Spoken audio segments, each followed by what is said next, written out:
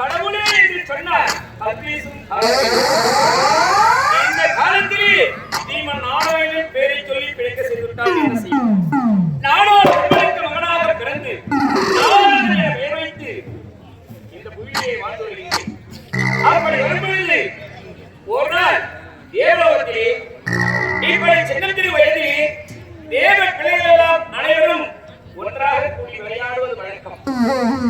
அப்படி நாளொரு வீதி பொழுதொரு வண்ணமாக வீதியிலே கூடி விளையாடிக் கொண்டிருந்தோம். விளையாடும் பொழுது ஒருவர் மீது ஒருவர் மண்ணை அள்ளி தூவி விளையாடினோம். தலைமுதல் பாதம் வரை மண்ணாகிவிட்டது. என்னடா இது? விளையாடும் பொழுது தலைமுதல் பாதம் வரை மண்ணாகிவிட்டது. இப்படியே இல்லத்தை சார்ந்தால் தாய் தந்தை ஏசுவரைய பயந்து திரும்பி பார்த்தேன். அந்த கல்யாணத்திலே சென்று தலைமுதல் பாதம் வரை நீராடிவிட்டு அப்படியே இல்லத்தை சார்ந்தேன். பார்த்தார் எங்கள் தந்தை பிரமதேவன். நாரதா, நீ என்னை ஆடை ஆவணம் அனைத்தும் நடந்திருக்கிறது, என்னடா காரணம் என்று கேட்டார்.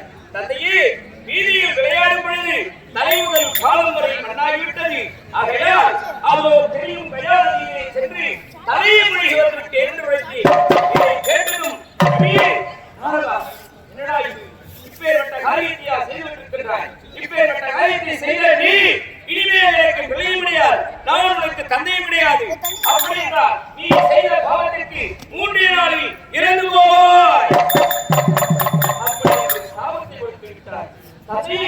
நான் அப்படி என்ற தவறு செய்தேன், எதற்காக எனக்கு இப்பேற்பட்ட சாபத்தை கொடுத்து விட்டாய் என்று கேட்டேன்.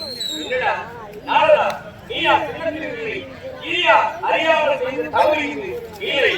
தாய் தந்தையார்கள் உயிரோடு இருக்கும் போதே கல்யாணத்தில் சென்று தலைமுறைக்கு வந்திருக்கின்றாய். தாய் தந்தை அற்றவர்களே கல்யாணத்திலே தலைமுறை வேண்டும். நாங்கள் தாய் தந்தை உயிரோடு இருக்கும் போது இப்பேற்பட்ட காரியத்தை செய்த நீ நான் கொடுத்தது சாபம் கொடுத்திருந்தார். நான் என்ன செய்வது? சாபத்தை பெற்றேன், ஓடினேன், எங்கே ஓடினேன்? சிவசிவா சிவசிவா சிவசிவா சிவசிவா என்று என்னுடைய மனத்திலே சென்று பார்த்தார் சிவபெருமான். நாரதா, அதிகாலை வேளையிலே அழுது வந்தும் சத்தியமாக இப்படி அழுது வருகின்றாயே, என்னடா காரணம் கேட்டார். நடந்ததை அவருக்கு எடுத்துரைத்தேன். அதை கேட்டு அவர் கோபமடைந்தார். அடே, எங்களுக்கு இன்னலை செய்த நீயா இந்த மண்ணில் வாழ்வது? நீ வாழவே கூடாது, 2 நாளில் இறந்து போ. அப்படி என்று அவரும் சாபத்தை கண்டிப்பார். சென்னையெல்லாம் சாபமாக கிடைக்கின்றது என்று மீண்டும் ஓடினேன். எங்கே ஓடினேன்? நாராயணா நாராயணா நாராயணா நாராயணா பார்த்தார் நாரதன். வேறா, என்னடா இது? அதிகாலை வேளையிலே இப்படி எழுதலும் சத்தியமாக வருகின்றாயே, என்னடா காரணம் என்று கேட்டார். நடந்ததை அவரிடத்தில் எடுத்துரைத்தேன். என் மகளுக்கு நீயா இந்த மண்ணில் வாழ்வது? நீ வாழவே கூடாது, ஒரே நாளில் இறந்து போ.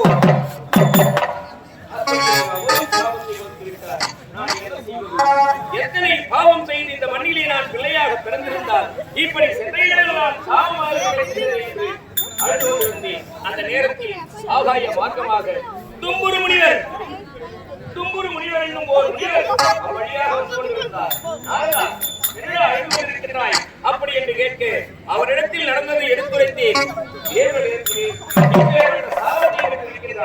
இதில் இருந்து நீ பிழைக்க வேண்டும் என்றால் உனக்கு நான் சரியான கருத்துரைக்கின்றேன் அப்படி என்று உரைத்தார். என்னவென்று, ஸ்ரீமன் நாராயணன் தானே ஒரே நாளில் இறந்து போவதற்கு உனக்கு சாபத்தை கொடுத்திருக்கிறார். இதோ என் கரத்திலே மரகத வீணை உள்ளது. இந்த மரகத வீணை வைத்து அனுதினமும் ஆண்டவன் கோயிலை பாடிக்கொண்டே இருந்தால் உனக்கு மரணம் என்பதே கிட்டாது. இருந்தாலும் தேவர் மூவரிடத்திலே நீ சாபத்தை பெற்றிருக்கிறாய். இந்த சாபத்திற்கு விமோசனம் கொடுக்கிறேன். எப்படி உன்னுடைய அண்ணனோ தக்கனுக்கோ 1000 பிள்ளைகள், 1000 பிள்ளைகளும் மரணமாக வேண்டும் என்று ஏறிட்டிருக்கிறார். தக்கன் ஒருவன் வரப்பெற்றதே தேவர்கள் தாங்க முடியாமல் தத்தளித்துக் கொண்டிருக்கிறார்கள். 1000 பிள்ளைகளும் வரப்பெற்று இந்த புயலிலே அசுரர்களும் பிழைத்துவிடும். ஆகையால் நீ சென்று ஒரே ஒரு கலகத்தை செய்து 1000 பிள்ளைகளையும் கொன்றுவிட்டால் உனக்கு சாப விமோசனம் அளிக்கும். அப்படி அண்ணன் பிள்ளைகளை அழைத்தேன். அவர்கள் வேலை செய்வதற்காக பிள்ளைகள் எல்லாம் ஒன்று கூடி பெரிய யாகத்தை கூட்டி அங்கே தவறான வேலையை நடத்தினார்கள். அதிலிருந்து பூதம் தோன்றி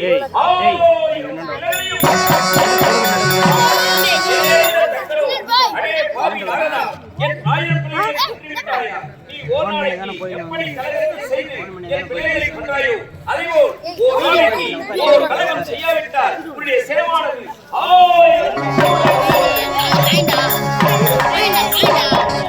தக்கன் கொடுத்த சாபம் தலைமையில் காத்துக் கொண்டிருக்கின்றது. அதிகாலையில் இருந்து உலகம் சென்றேன், மும்மூர்த்தி தரிசனம் கண்டேன். கலகத்திற்கு வழி கிடைக்கவில்லை. நம் கரத்தில் என்ன இருக்கின்றது? கலகத்திற்கு அவர் வழி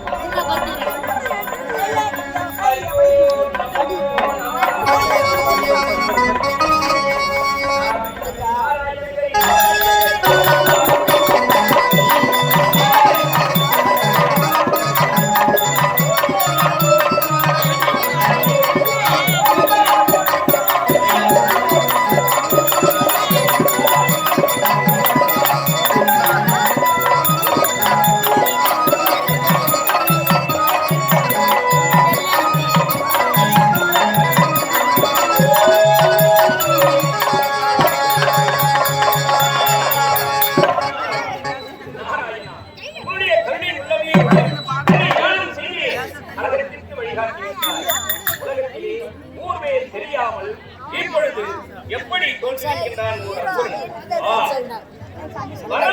சொல்லக்கூடிய ஒரு நூறுவாசர் அழைக்க சென்று எவ்வாறாக